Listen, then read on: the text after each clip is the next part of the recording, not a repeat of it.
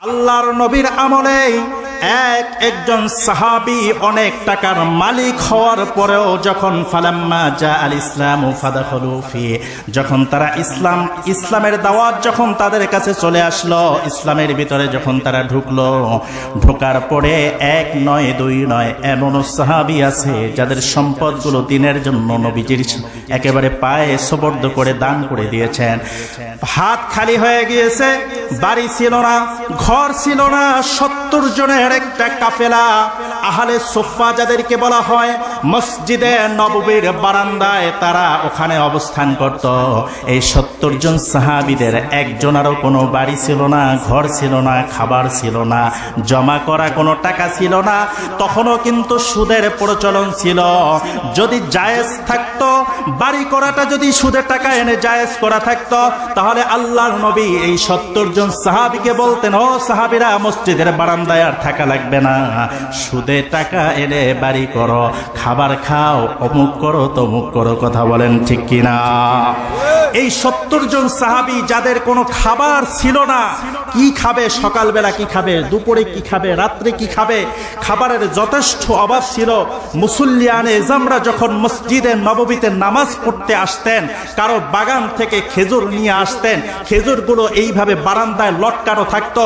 সাহাবা একরাম 70 জন সাহাবী পেটে কত পরিমাণ ক্ষুধা ছিল যে তারা লাফিয়ে লাফিয়ে এক একজন নেওয়ার প্রতিযোগিতা করত, যে আমি এই খেজুরটা নিব, আমি এই খেজুরটা নিব।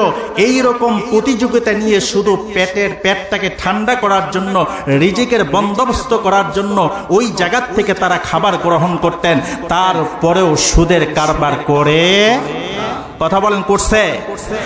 সুখের বাড়ি, সুখের সংসার সারিয়া, সুখের বাড়ি, সুখের সংসার সারিয়া। ওয়াহি ওয়াবারাকাতুহু। আপনারা সবাই ভালো আছেন? আলহামদুলিল্লাহ। ঠিক আছে।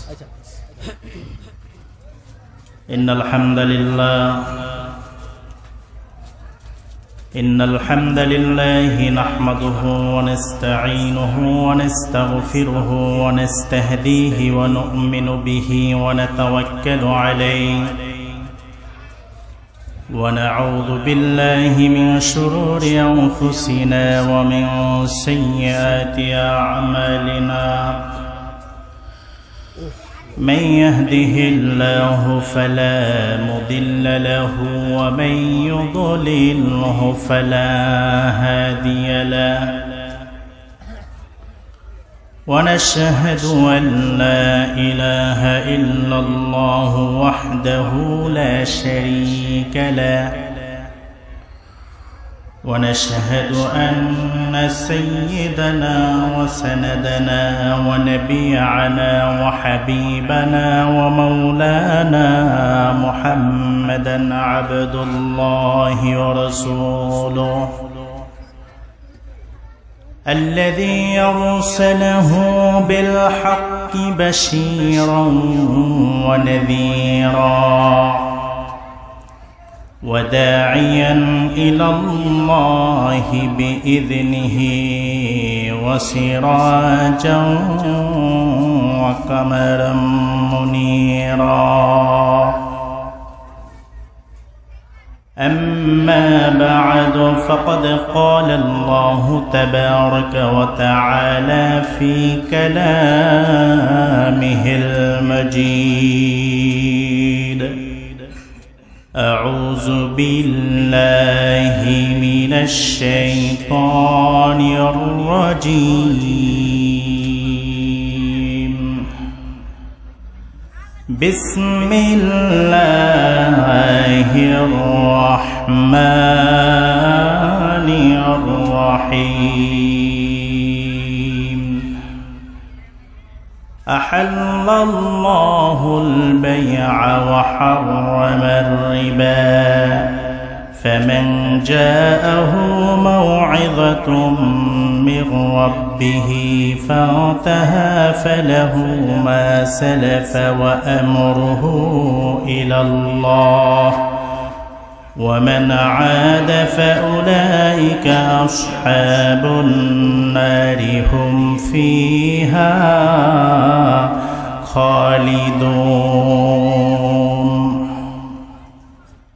صدق الله العظيم وصدق رسوله النبي الكريم ونحن على ذلك من الشاهدين والشاكرين والحمد لله رب العالمين.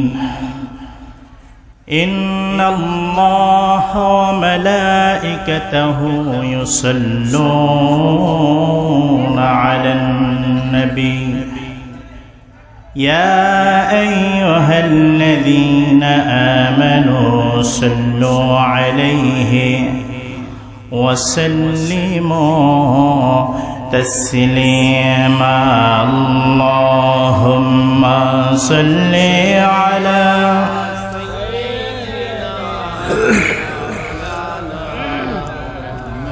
وعلى آل سيدنا مولانا محمد محبت نبري. اللهم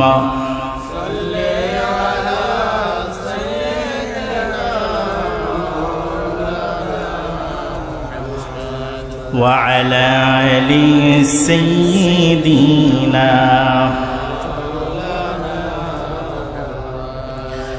কবে জানি ডাক আসিবে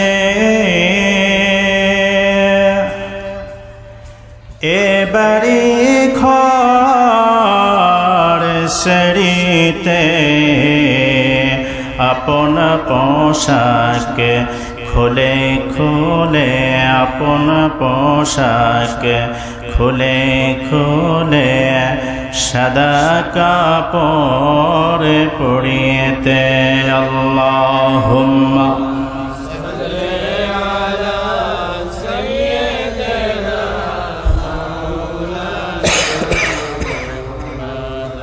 ওয়া আলা আলি সাইয়্যিদিনা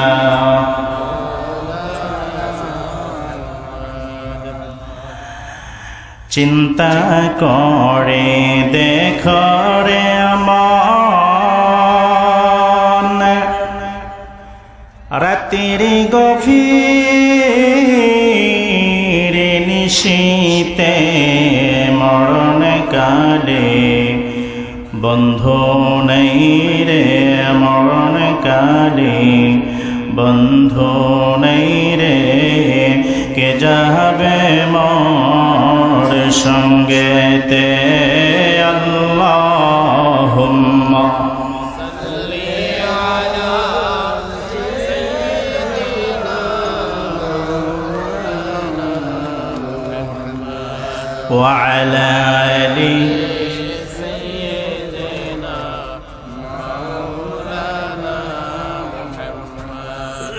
بلغ العلا بكماله كشف الدجى بجماله حسنت جميع خصاله صلوا عليه وآله. بلغ العلا كشف الدجى بجماله حسنت جميع خصاله صلوا عليه وآله. اللهم صل وسلم وبارك عليه. বালিয়ারপুর যুব সমাজের উদ্যোগে সপ্তম বার্ষিক ওয়াজ ও দোয়ার মাহফিল চলমান। আজকের এই মাহফিলে সভাপতিত্ব হিসাবে আসনে সমাসীন হয়েছেন হযরতুল আল্লাহ হযরত মাওলানা আহসানুল্লাহ ফারুকী সাহেব দামাত বরকাতুহুম আলিয়া औलाद करी इब्राहिम उजानी खतीब बालियारपुर जामे मस्जिद আল্লাহ তাআলা হুজুরের নেক হায়াতে তাইয়্যিবা দান করেন, বলেন আমিন। বিশেষ বক্তাগণ হযরত মাওলানা ইব্রাহিম খলিল সাহেব, হাফেজ মাওলানা মুফতি রহমতুল্লাহ সাহেব, আল্লাহ তাআলা হযরত উলামায়ে ইকরামদেরকে আশা এবং আমলি আলোচনা করাবার, সবাইকে শোনার, আমাদের বাস্তব জীবনে আমলে পরিণত করার তৌফিক দান করেন, বলেন আমিন। সম্মানিত সুধী, আজকের এই বালিয়ারপুর যুব সমাজের উদ্যোগে যেই জান্নাতের বাগান সাজানো হয়েছে, এই জান্নাতি পরিবেশে একজন জান্নাতি হয়ে জান্নাতি পরিবেশে বসতে পেরে আমরা খুশি নাকি বেজার? সকলের জবানটাকে উচ্চ করে বলেন, আমরা খুশি নাকি বেজার? আমরা যে যতটুকুন খুশি হয়েছি তার থেকেও কোটি কোটি গুণ বেশি খুশি হয়েছেন যারা আমাদের পূর্বপুরুষ, আমাদের আত্মীয় স্বজন, আপনজন এই বালিয়ারপুর সমাজের আশেপাশে অনেক কবরের বাসিন্দারা শুয়ে আছেন, ঠিক কিনা? যারা আমাদের দোয়ার আকাঙ্ক্ষা নিয়ে আছেন, যাদের দোয়াটা খুব দরকার, আমাদের নেক আমলের বদৌলতে আমাদের আজকের এই মাহফিলকে আল্লাহ তাআলা উসিলা বানিয়ে সকল কবরবাসীদের কবর আযাবকে মাফ করে দিয়ে জান্নাতের পরিবেশ তৈরি করে দেন, বলেন আমিন। সম্মানিত সুধী, সবটুকুন শুকরিয়া আদায় করছি যেই মহান মনিব আমাদেরকে দুনিয়ার সকল প্রকার ব্যস্ততা, অসুস্থতা, কর্মকোলাহল থেকে আলাদা করে, সকল প্রকার ব্যস্ততাকে উপেক্ষা করে আজকের এই মাহফিলের ময়দানে বসার জন্য যে মহান মনিব আমাদেরকে সুযোগটুকুন দান করে দিলেন, সেই মহান মনিবের দরবারে দিল খুলে সকলেই পড়ে নেই আলহামদুলিল্লাহ। সকলে জবান খুলে শুকরিয়া আদায় করে নেই, বলি আলহামদুলিল্লাহ। লাখো কোটি দরুদ আর সালাম বিশ্ব সভার সভাপতি শামসুল হিদায়াত, বদরুদ্দুজা, নূরুল হুদা, হাবিবে খুদা, ইমামুল কিবলাতাইন, সাকিউল কাউসার, হযরত মুহাম্মদ সাল্লাল্লাহু আলাইহি ওয়াসাল্লাম আজ থেকে ১৫০০ বছর পূর্বে যিনি উম্মতকে এতিম বানিয়ে রওজায়ে আতহারে আরাম ফরমাচ্ছেন, হুজুরের প্রতি আমরা সকলে একবার দরুদ শরীফ পড়ি সাল্লাল্লাহু আলাইহি ওয়াসাল্লাম। কি সকলে পড়েন সাল্লাল্লাহু আলাইহি ওয়াসাল্লাম। কোন মজলিসের ভিতরে হুজুরের দরুদ ছাড়া কখনোই ওই মজলিসটা কবুল মজলিস হতে পারে না। এজন্য সর্বসময়ের জন্য আমরা আল্লাহর প্রশংসার পরেই যার উপর দরুদ পড়তে হবে তিনি আমাদের নবী, ঠিক কিনা বলেন? অত্র মাহফিলের পক্ষ থেকে আমাকে এবং প্রত্যেক বক্তাকেই আলহামদুলিল্লাহ, আমি আপনাদের এখানে গত বছরও আলোচনা করার সুযোগ আল্লাহ তাআলা করে দিয়েছিলেন। তো এক একটি বিষয় দেওয়া হয়েছে, আমাকে যে বিষয়টি দেওয়া হয়েছে সুদ, ঘুষ এবং মাদকাসক্তি, এই তিনটা ছোট ছোট বিষয়। একটা হলো সুদ, একটা ঘুষ, আর একটা হলো মাদকাসক্তি। বলেন তো সমাজের ভিতরে এই তিনটা বিষয় আছে কিনা? আপনারা একটু আমার সামনে যদি কথা বলেন তাহলে আমি কিছু সময় আলোচনা করতে পারবো। আর যদি বলেন যে না হুজুর আপনি আলোচনা করে যান, আমরা কোনো কথা বলবো না, কানের এক কান থেকে ঢুকাবো আর এক কান দিয়ে বের হয়ে যাব, তাহলে এই মাহফিল কখনো সফল হবে না। এজন্য একটু কথা বলতে রাজি আছেন ইনশাআল্লাহ? আল্লাহ তাআলা কবুল করেন, বলেন আমিন। সুদের সাথে আমরা এতটা পরিচিত কারণ ইসলামের পরে সুদের আবির্ভাব হয় নাই। ইসলাম আসার আগে থেকেই এই সুদের প্রচলন পৃথিবী আরব বুকে সুদের প্রচলন ছিল। আর এমন পর্যায়ক্রমে এখন বর্তমান সমাজটা এমন হয়ে গেছে, এরকম দুই একটা বাড়ি খুব কম পাওয়া যাবে যে কোনো না কোনো ব্যক্তি সুদের সাথে জড়িত নাই, এরকম ব্যক্তি খুব কম পাওয়া যাবে। কথা বলেন ঠিক না? আপনাদের এই সমাজে হয়তোবা অনেকটা বেশি আছে যারা ভালো মানুষ, সুদ কম খায়, ঘুষ কম নেয়। কি বলেন? আপনাদের সমাজে সুদ খায় এরকম লোক আছে? আছে আছে। তাহলে তো আলোচনাটা শুনতে হবে। কি শুনতে রাজি আছেন? এর কারণ হচ্ছে আমরা পৃথিবীতে আসছি হয়তোবা পরিবেশের কারণে অথবা শয়তানের অসওয়াসায় পড়ে কোনো না কোনো হারাম কাজে আমরা লিপ্ত হয়ে গেছি।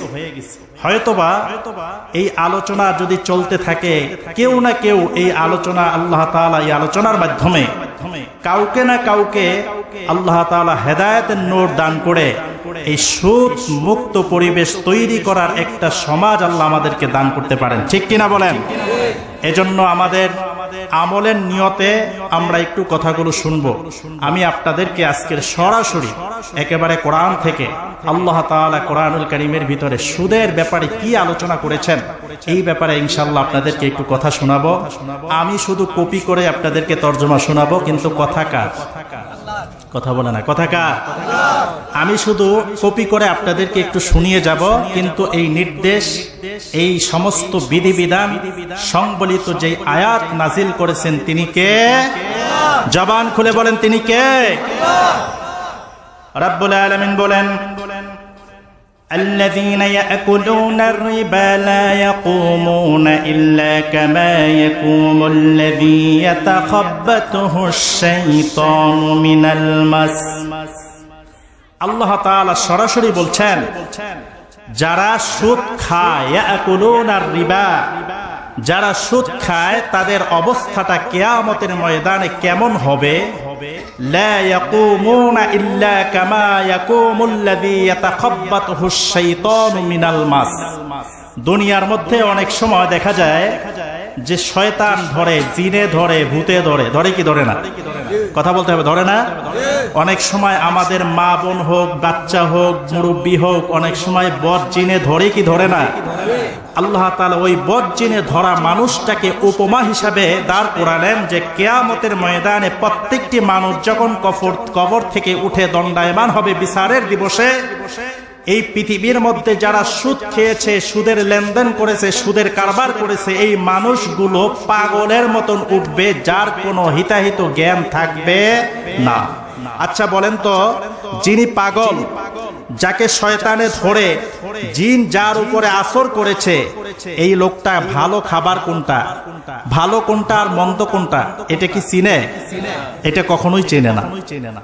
এজন্য কিয়ামতের ময়দানে জিনে ধরা, ভূতে ধরা মানুষের মতন কিয়ামতের ময়দানে কবর থেকে তিনি উঠবেন। কি জাহান্নাম, কি জান্নাত, কি বিচার, কি আল্লাহ, কি নবী, কিছুই তার মেধার ভিতরে থাকবে না। পাগলের মতন উঠবে, আর পাগলের মতন হাসরের ময়দানে উঠবে, আর আল্লাহ জাহান্নামের পথটা তার জন্য খুলে দিবেন। জোরে কই নাউজুবিল্লাহ। পাগলের মতন উঠবে, ইয়াতাখাব্বাতুহুশ শাইতানু মিনাল মাস, যে পাগলের মতন আল্লাহ তাআলা কিয়ামতের ময়দানে উঠবেন। কেন আল্লাহ তাআলা কেন এই আযাবটা তাকে দিবেন? সর্বপ্রথমে এখনো বিচার কার্য শুরু হয় নাই, সর্বপ্রথমে আল্লাহ তাকে এই শাস্তিটা কেন দিবেন? আল্লাহ তাআলা বলছেন, যালিকা বিআন্নাহুম, এটা এই জন্য যে ক্বালু ইন্নামাল বাইউ মিসলুর রিবা, সমাজে দুনিয়াতে বসে তারা ব্যবসা এবং সুদটাকে এক করে নিয়েছে। তারা মানুষদেরকে এইভাবে বুঝিয়েছে, ও পৃথিবীর মানুষরা, আমাদের এই আশার ভিতরে আসো, আমাদের এই আশা ব্যাংকের ভিতরে আসো, আমাদের এই ব্যাংক থেকে তোমরা লোন নাও, এটা কোনো সুদের অন্তর্ভুক্ত হবে না। বরঞ্চ একজন মানুষ ব্যবসা করে যেমন লভ্যাংশ ঘরে নিয়ে আসে, ওই রকম আমরাও টাকা দিয়া লভ্যাংশটা তোমাদেরকে দিব। এই মানুষগুলোকে বোঝানো হয়েছে যে সুদ, এটা সুদ নয়, বরঞ্চ এটা ব্যবসার মতন। এরকম বলে কি বলে না? কথা বলেন, বলে কি বলে না? আপনি যাবেন, এই যে মনে করেন আমাদের মা বোনরা যদি আজকের আলোচনা শুনতে, এখানে ওনাদের ব্যবস্থা আছে মা বোনদের জন্য? আচ্ছা, আলহামদুলিল্লাহ। মা বোন যারা আছেন খুব ভালো করে খেয়াল করবেন, এই আলোচনাটা খুব দরকার, আপনাদের জানা দরকার। কারণ সমাজ আজকের এত কলুষিত হয়ে গেছে, ঘর ঘর এরকম এক একজন লোক পাওয়া যাবে যেই মানুষটা কোনো না কোনো ভাবে সুদের সাথে সম্পৃক্ত হয়ে গেছে। আমরা সুদ খাই কিভাবে, সুদের সাথে লেনদেন করি কিভাবে, আমি একটু আপনাদেরকে বলি। যদি কেউ টাকা নেয় তখন তাকে যদি প্রশ্ন করা হয়, ভাই আপনি টাকা সুদে আনলেন কেন? তখন সে বলে যে আমার বাবা অথবা আমার ভাই অথবা আমার স্বামীকে বিদেশ পাঠানো লাগবে, তো বিদেশ পাঠাইতে 4 লাখ 5 লাখ টাকা লাগবে, এই টাকাগুলো তো কেউ আমাকে দিচ্ছে না, সুতরাং এই জন্য সুদে আমি টাকা নিয়ে আসতেছি। আছে কিনা? কথা বলে না, আছে কিনা? আচ্ছা, কোন আলেমের কাছেও একবারও জিজ্ঞাসা করে নাই যে হুজুর আমার কাছে তো বিদেশ যাওয়ার টাকা নাই, তো আমার পরিবারের কর্তা ওনাকে বিদেশে পাঠাবো, এখন এই 4 লাখ বা 1 লাখ টাকা আমি 3 লাখ টাকা ম্যানেজ হয়েছে, 1 লাখ টাকা বাকি আছে, এই 1 লাখ টাকা আমাকে সুদে আনতে হবে, সুদে এনে আমি একে বিদেশে পাঠানো যাবে কিনা, এইটা আমার জন্য বৈধ হবে কিনা, একবারও কোনো আলেমের কাছে জিজ্ঞাসা করে নাই। সে একেবারে সহজেই এই সুদের ভিতরে টাকা এনে স্বামীকে অথবা ভাইকে অথবা কোনো একজন ব্যক্তিকে বিদেশে পাঠায়। আছে না? গেল একটা টপিক। এরপরে অনেক দোকানদার ভাইয়েরা আছে যে দোকানের মালামাল উঠানোর জন্য ব্যাংক থেকে লোন নেয়। আছে না? কি আপনাদের দেশে মনে হয় নাই? ব্যাংক থেকে লোন নিয়ে আসে, সে নিজেও জানে যে এটাকে সুদ দিতে হবে। যদি প্রশ্ন করি ভাই আপনি কেন ব্যাংক থেকে লোন নিয়ে দোকানে মালামাল উঠালেন, কেউ আবার ব্যাংক থেকে লোন নিয়ে গাড়ি কিনে, কেউ আবার ব্যাংক থেকে লোন নিয়ে বাড়ি করে, এরকম এক একটা ক্ষেত্র কর্মক্ষেত্রের ভিতরে টাকা সুদে এনে এরপরে কর্মের ভিতরে লাগায়। যদি তাদেরকে জিজ্ঞাসা করা হয় ভাই এমনটি করেন কেন, তাহলে উত্তর আসবে যে ব্যাংক থেকে আনবো না তো কে দিবে আমাকে, আমাকে তুমি দিবা, যদি তুমি না দাও তাহলে আমি কিভাবে নিব, আমার এই টাকাগুলো তো দরকার। এরকম যৌক্তিক কথা বলে কি বলে না? বলে। আমি সমাধানে পড়ে আসতেছি। এরপরে তাহলে দেখা গেছে ব্যাংক থেকে লোন নিয়ে ব্যবসার ক্ষেত্র বাড়ানো, বাড়ি করা, গাড়ি কেনা, আপনি যে কোনো পৃথিবীর সেক্টরের ভিতরে আপনি কোনো আশার থেকে, এই যে আমাদের আশা আছে না, মা বোনদেরকে একেবারে রাস্তায় নামাইয়া কিস্তি দেয়, আছে না? আপনাদের দেশে আছে? সারা বাংলাদেশ সহ বিশ্বের ভিতরে বিভিন্ন জায়গায় এরকম আসে, আশা নামে নিরাশা, হতাশা, সোনার বাংলা। কথা বলেন ঠিক কিনা? আশা নিয়ে যায়, সেখানে নিরাশা বানাইয়া তাকে পকেট ফাঁকা করে এরপরে বাড়ি ফিরাইয়া দেয়। কি কথা ঠিক না? এর নাম দিছে আশা, আসলে এটা আশা নয়, এটা হচ্ছে হতাশা। এটা কি? এটার পরিণতি হচ্ছে হতাশা। আপনি কিস্তিতে আজকে টাকা আনলেন, আপনি কোনোদিনও আপনি এরকম লভ্যাংশ আপনি কোনোদিন প্রতিষ্ঠিত হতে পারবেন না। কেন পারবেন না? আল্লাহ তাআলা বলছেন যারা সুদের সাথে লেনদেন করবে আমি আল্লাহ তাদেরকে কখনোই প্রতিষ্ঠিত করব না। সুবহানাল্লাহ পড়েন। সম্মানিত সুদী, এখন আসেন বিদেশে যাওয়ার জন্য যেই টাকাটা সুদে আনলাম, দোকানে মালামাল উঠানোর জন্য আমি টাকা সুদে আনলাম, বাড়ি করার জন্য টাকা সুদে আনলাম, মেয়ে বিয়া দেওয়ার জন্য 1 লাখ টাকা বা 50,000 টাকা দরকার, সুদে আনলাম। এখন এটা দরকার আছে কিনা বা এটার মাসআলাটা কি, আসলে আমার জন্য এটা জায়েজ আছে কিনা? আমি সর্বপ্রথম ইসলামী শরিয়ার বিধান মোতাবেক বলতেছি এটা 1 নম্বরে জায়েজ নাই। কেন জায়েজ হবে না, বৈধ হবে না? এই জন্য আল্লাহর নবীর আমলে একজন সাহাবী অনেক টাকার মালিক হওয়ার পরেও যখন ফালাম্মা জা আল ইসলামু ফাদাখলু ফি, যখন তারা ইসলামের দাওয়াত যখন তাদের কাছে চলে আসলো, ইসলামের ভিতরে যখন তারা ঢুকলো, ঢোকার পরে 1 নয় 2 নয় এমনও সাহাবী আছে যাদের সম্পদগুলো দিনের জন্য নবীজির একেবারে পায়ে সুপর্দ করে দান করে দিয়েছেন। হাত খালি হয়ে গিয়েছে, বাড়ি ছিল না, ঘর ছিল না, 70 জনের একটা কাফেলা আহলে সুফফা যাদেরকে বলা হয়, মসজিদে নববীর বারান্দায় তারা ওখানে অবস্থান করত। এই 70 জন সাহাবীদের একজনেরও কোনো বাড়ি ছিল না, ঘর ছিল না, খাবার ছিল না, জমা করা কোনো টাকা ছিল না। তখনও কিন্তু সুদের প্রচলন ছিল। যদি জায়েজ থাকতো, বাড়ি করাটা যদি সুদের টাকা এনে জায়েজ করা থাকতো, তাহলে আল্লাহর নবী এই 70 জন সাহাবীকে বলতেন, ও সাহাবীরা মসজিদের বারান্দায় আর থাকা লাগবে না, সুদে টাকা এনে বাড়ি করো, খাবার খাও, অমুক করো, তমুক করো। কথা বলেন ঠিক কিনা? এই 70 জন সাহাবী যাদের কোনো খাবার ছিল না, কি খাবে, সকালবেলা কি খাবে, দুপুরে কি খাবে, রাত্রে কি খাবে, খাবারের যথেষ্ট অভাব ছিল। মুসল্লিয়ানে জামরা যখন মসজিদে নববীতে নামাজ নামাজ পড়তে আসতেন, কারো বাগান থেকে খেজুর নিয়ে আসতেন, খেজুরগুলো এইভাবে বারান্দায় লটকানো থাকতো। সাহাবা একরাম 70 জন সাহাবী, পেটে কত পরিমাণ ক্ষুধা ছিল যে তারা লাফিয়ে লাফিয়ে এক একজন নেওয়ার প্রতিযোগিতা করত, যে আমি এই খেজুরটা নিব, আমি এই খেজুরটা নিব। এইরকম প্রতিযোগিতা নিয়ে শুধু পেটটাকে ঠান্ডা করার জন্য, রিজিকের বন্দোবস্ত করার জন্য ওই জায়গা থেকে তারা খাবার গ্রহণ করতেন। তারপরেও সুদের কারবার করে, কথা বলেন, করছে? এখন আমি যদি জিজ্ঞাসা করি, ভাই আপনি যে টাকা নিয়ে দোকানে মালামাল উঠালেন, আপনি কয়দিন ধরে না খেয়ে আছেন? যদি প্রশ্ন করি, না হুজুর এক বেলাও না খেয়ে থাকি নাই। আপনার বংশের মানুষ কেউ না খেয়ে আছে? না না, কেউ না খেয়ে থাকে নাই। ওনার জমি জমাও ঠিক আছে, দোকানও ঠিক আছে, সব কিছু ঠিক আছে, এরপরেও সুদে টাকা আনিয়া এরপরে দোকানে মাল উঠায় আছে না নাই? যদি খাবারের অভাব থাকা সত্ত্বেও, বাড়িঘর না থাকা সত্ত্বেও যদি সুদের লেনদেনের সাথে যদি তারা এরকম যদি সুদের টাকা আনতে না পারে সাহাবা একরাম, তাহলে আমাদের জন্য কি ভিন্ন কোনো নিয়ম আসেনি? কথা বলেন, আছে? আছে? হ্যাঁ হুজুর, কি করব? কি করবেন? আপনি প্রয়োজনে রিক্সা চালান, আপনি প্রয়োজনে ভিক্ষা করেন, তারপরও সুদের কারবার করে আপনি কোটি টাকার মালিক হওয়া যাবে না। ইসলাম এই পন্থা রাখে নাই। সম্মানিত সুধী, আল্লাহ তাআলা বলছেন, কেন? আহাল্লাল্লাহুল বাইআ ওয়া হাররামার রিবা, আমি ব্যবসাটাকে হালাল করেছি আর সুদটাকে আমি হারাম করেছি। দুইটা সেক্টরের কথা আল্লাহ তাআলা বলেছেন। দেখেন, ব্যবসা এবং সুদের কথা পাশাপাশি আল্লাহ বলেছেন, আহাল্লাল্লাহুল বাইআ ওয়া হাররামার রিবা। ও পৃথিবীর মানুষরা শুনে রাখো, আল্লাহর এই ভাষ্যটা কত সুন্দর। বান্দারে, তুমি যদি ব্যবসা করো, ব্যবসা যদি সুদ দিয়ে, সুদের টাকা দিয়েই যদি ব্যবসা করি, তাহলে সেই ব্যবসা কি হালাল হবে? কথা বুঝেন নাই? ব্যবসাকে আল্লাহ হালাল করেছেন কোন পন্থায়?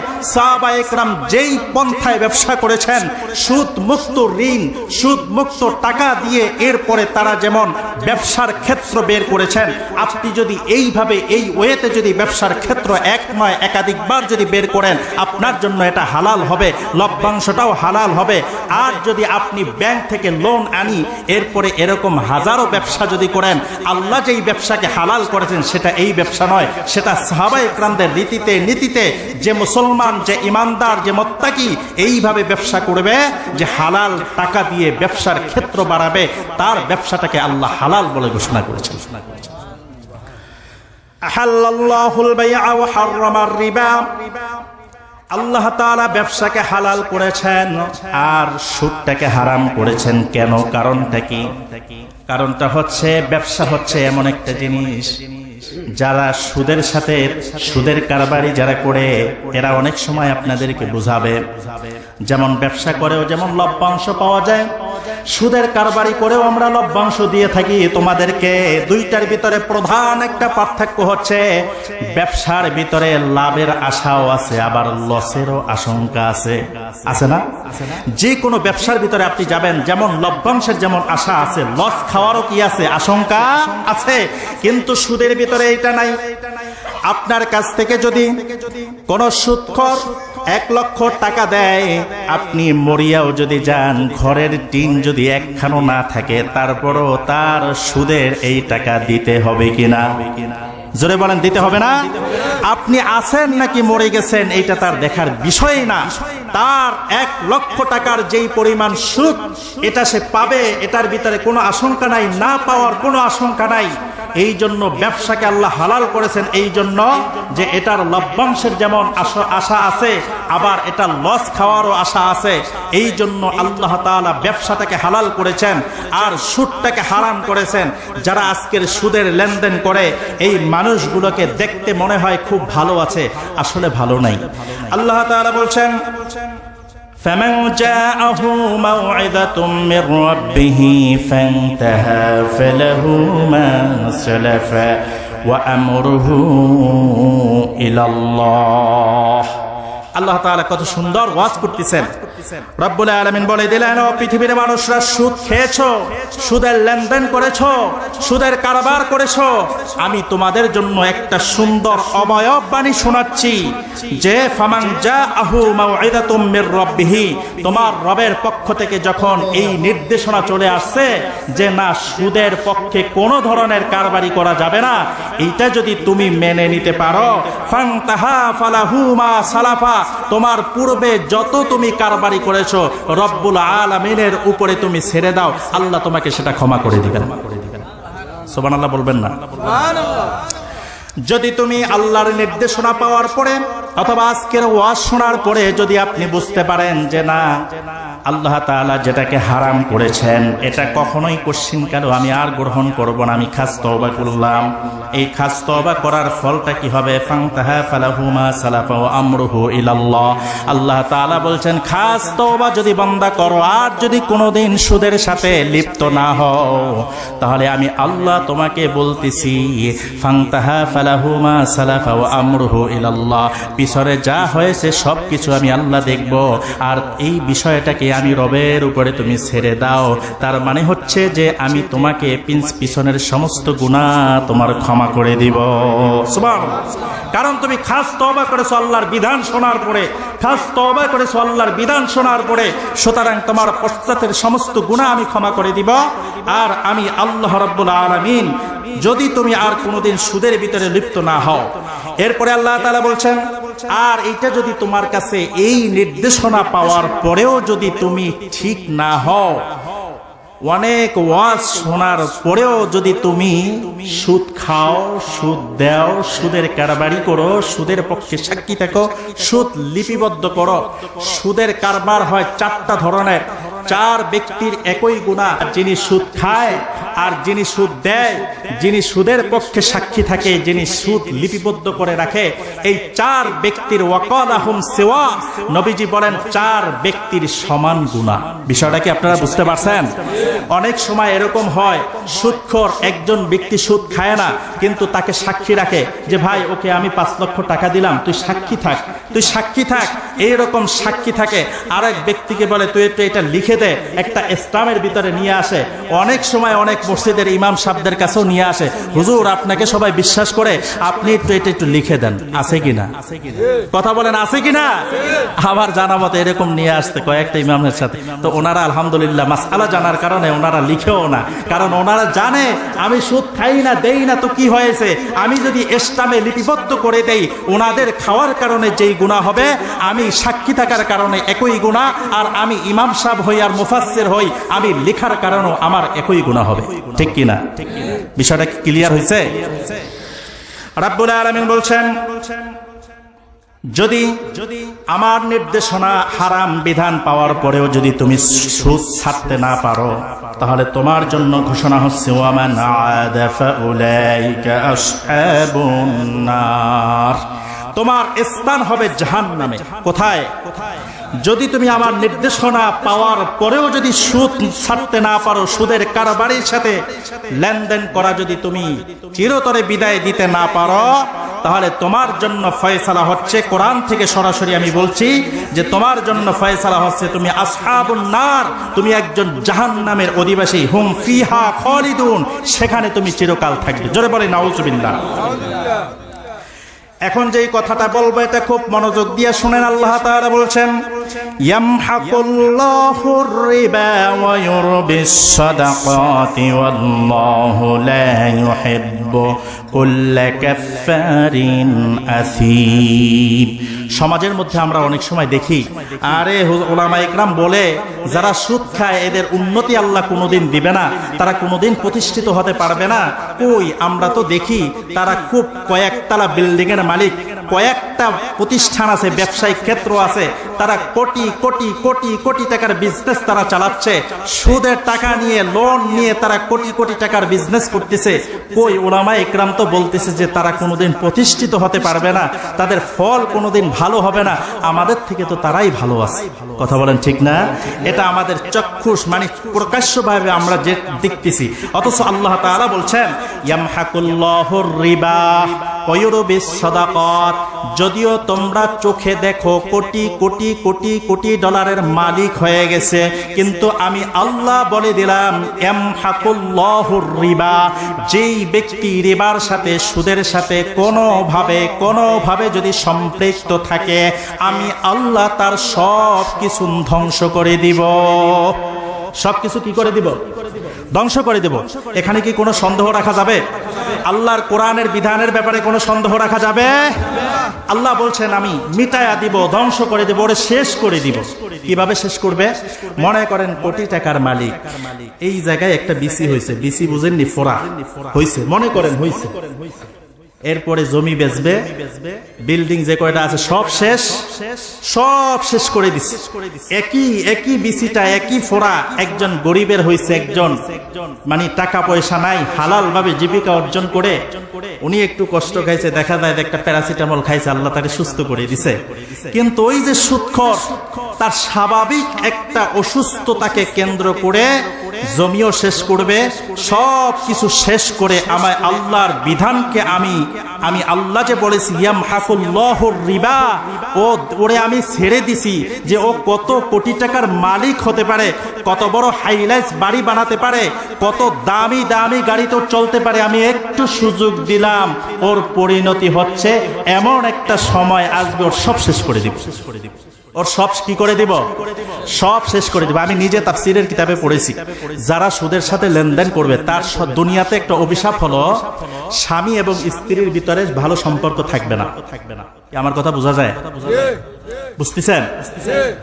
সন্তানের সাথে বাবার সাথে ভালো সম্পর্ক থাকবে না যদি সুদের সাথে কোনোভাবে লেনদেন থাকে। তার আপনি একটু খোঁজ নিয়ে দেখবেন, কোটি টাকার মালিক হতে পারে কিন্তু তার ঘরের ভিতরে কোনো শান্তি নেই। কথা কয় না? কি আপনারা খোঁজ নিয়ে দেখিয়েন আল্লাহর কোরআনের আয়াতের সাথে তাফসীরের কিতাবের সাথে কতটা মিল। আমি বাস্তব দেখেছি, আমি বাস্তবতা দেখেছি যে কোটি কোটি ডলারের মালিক হওয়ার পরেও স্ত্রীর সাথে ভালো সম্পর্ক নাই, সন্তানের সাথে ভালো সম্পর্ক নাই, সে একা অনেক টাকার উপরে শুয়ে থাকার মতন। তখন আমার মনে পড়ে যে আল্লাহ তাআলা কোরআনে যে বলেছেন ইয়ামহাকুল্লাহুর রিবা, যে যত টাকার বাংলাদেশের ভিতরে বিশ্বের ভিতরে এক নাম্বার ধনাঢ্য ব্যক্তিও যদি হয়, তার স্ত্রীর সাথে আপনজনের সাথে ভালো সম্পর্ক আমি আল্লাহ রাখবো না। এটা হলো দুনিয়ার অভিশাপ, এটা দুনিয়ার শাস্তি। আর আমি আল্লাহ তার সমস্ত সম্পদ একদিন না একদিন নষ্ট করে দিব। কার কথা? জোরে বলেন, কার কথা? এরপরে আল্লাহ তাআলা বলেন ওয়ুরবিস সাদাকাত, কিন্তু তোমরা যে দেখো ওই ব্যক্তি সুদের কারবার করে কোটি টাকার মালিক হয়ে গেছে, আল্লাহ বলছেন না, সুদ কখনোই মানুষের অর্থ বাড়ায় না। আল্লাহ সাথী আবার বলে দিলেন ওয়ুরবিস সাদাকাত, বরঞ্চ তুমি যদি কোনো দান করে থাকো, মসজিদ, মাদ্রাসা, গরিব, খানকা অথবা কোনো দিনের ক্ষেত্রে যদি কোনো এক প্রয়োজনে তুমি যদি দান করো, দান, এই দান কখনোই তোমাকে নিচে নামাবে না। ওয়ুরবিস সাদাকাত, বরঞ্চ দান তোমাকে আস্তে আস্তে আস্তে আস্তে প্রতিষ্ঠিত করে দিবে। আরেকটু জোরে বলেন। দান কি করে দেয়? মানুষকে প্রতিষ্ঠিত করে। আপনি যত বেশি দান করবেন, আপনার আজকের যে অবস্থা আছে এই অবস্থা থাকবে না। আপনি যত বেশি দান করবেন, যত বেশি সদকা করবেন, আপনার এই অবস্থা আল্লাহ পরিবর্তন করবেন। কোরআনে আল্লাহ যেহেতু বলেছেন সন্দেহের কোনো অবকাশ নাই। আপনি যদি দান করেন, এখন প্রশ্ন একটা থেকে যায় যে আল্লাহ তাআলা একদিকে বললেন সুদের সমস্ত বর্ধিত অংশটাকে আমি মিটায়া দিব, ধ্বংস করে দিব, সাথে সাথেই আল্লাহ তাআলা বললেন যে ওয়ুরবিস সাদাকাত, দানটাকে আমি আল্লাহ আস্তে আস্তে বাড়ায় দেব। এর মানে কি? দুইটা জিনিসের কথা আল্লাহ পাশাপাশি কেন বললেন? এর কারণ হচ্ছে যে মানুষ একদিকে একজন গরিব মানুষ যখন সুদখোরের কাছে টাকা আনতে যায়, তখন বলে যে ভাই আমাকে 1 লক্ষ টাকা দেন। সুদখোর তাকে শর্ত দিয়ে দিল, ঠিক আছে আমি 1 লক্ষ টাকা দিব, আগামী বছর তুমি 1,20,000 টাকা আমাকে দিবে। একটা সাপোজ উদাহরণ দিচ্ছি, এই 20,000 টাকা হচ্ছে সুদ আর 1 লক্ষ টাকা হচ্ছে আমার মূলধন, তুমি 20,000 টাকা আমাকে সুদ দিবা। তো আল্লাহ তাআলা সাথে সাথে এই ওয়ুরবিস সাদাকাতের কথাটা কেন বললেন? যে এতগুলো ওয়াজ শোনার পরে বান্দা, তোমার মনটা যদি পরিবর্তন হয়, তোমার দিল যদি পরিবর্তন হয়, তোমার মন যদি সাক্ষী দেয় যে না আমি এতদিন যা করেছি, ভুল করেছি, অন্যায় করেছি, আমি পাপের ভিতরে আছি, সুতরাং আজকের থেকে আর আমি সুদ খাবো না, আজকের থেকে কোনো ব্যাপারে আমি সুদের সাথে কোনোভাবে আমি সম্পৃক্ততা রাখবো না।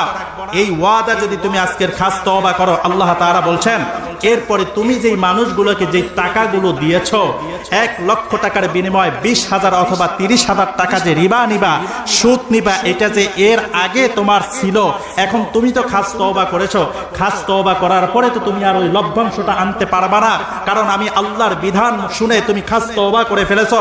সুতরাং তুমি যদি ওই লোকটাকে বলো যে ভাই আমি তো তোমাকে 1 লক্ষ টাকা দিয়েছিলাম, 20,000 টাকা সুদ চেয়েছিলাম, আমার সুদ দরকার নাই, তুমি এই 1 লক্ষ টাকাই আমাকে মূল ধনটা দিবা।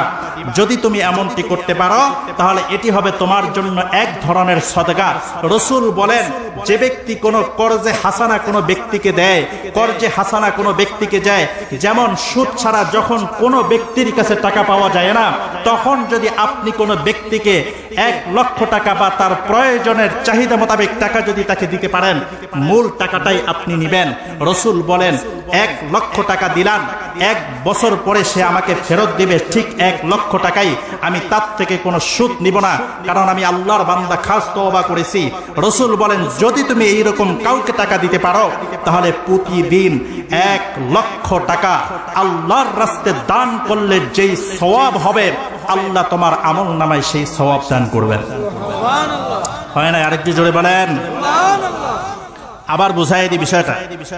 মনে করেন বিত্তশালী অনেক লোক আছে সমাজের ভিতরে, কেউ মনে করেন টাকা দিচ্ছে না, সুদ ছাড়া কেউ টাকা দিচ্ছে না, কিন্তু আপনি খাস তওবা করেছেন যে আল্লাহ আমি আর কোনোদিন সুদের সাথে সম্পৃক্ততা রাখবো না। এক লোক আপনার কাছে টাকা চাইতে আসলো যে ভাই আমার খুব ঠেকে পড়ে গেছি, আমাকে 1 লক্ষ টাকা দেন।